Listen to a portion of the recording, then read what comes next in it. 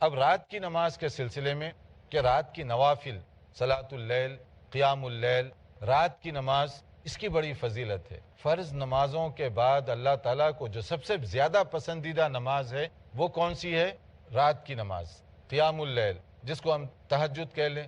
یا رات کی نماز کہہ لیں، کیونکہ رات کی نماز جو ہے وہ اس کا ٹائم شروع ہوتا ہے عشاء کے بعد سے، باقی رہتا ہے فجر کا وقت ہونے تک، اور اس میں سب سے بہترین ٹائم کون سا ہے؟ سحری کا ٹائم، یعنی فجر کا وقت ہونے سے پہلے کا جو وقت ہے وہ سب سے بہتر وقت ہے۔ اور اگر آپ چاہیں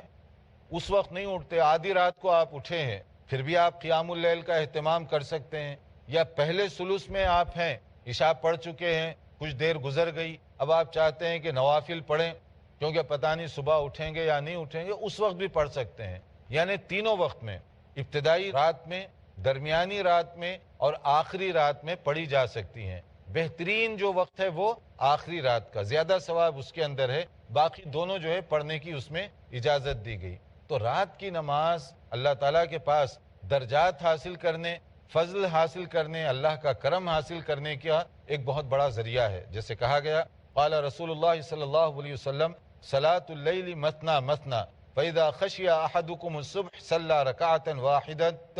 توتر له ما قد صلی، کہ رسول اکرم صلی اللہ علیہ وسلم نے ارشاد فرمایا، یہ صحیح بخاری اور صحیح مسلم کی حدیث ہے، کہ رات کی نماز دو دو رکعت کر کے، 2 رکعت پڑھو سلام پھیر دو، پھر 2 رکعت پڑھو سلام پھیر دو، پھر 2 رکعت پڑھو سلام پھیر دو، اس طرح سے کرتے کرتے آپ وتر تک پہنچیں گے۔ اور جب وتر کی نماز ہو تو وتر کی نماز پڑھنے کے مختلف طریقے ہیں، ان میں سے ایک طریقہ یہ ہے کہ ایک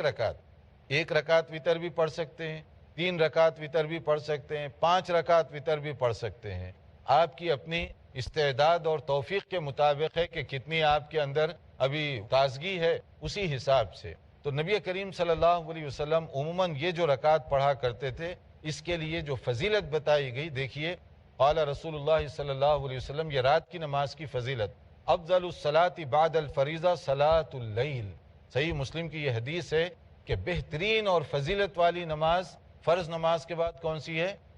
صلاۃ اللیل، رات کی نماز، جو تہجد کی ہے، قیام اللیل ہے، ثواب کے اعتبار سے یہ بہت زیادہ بہترین نماز ہے۔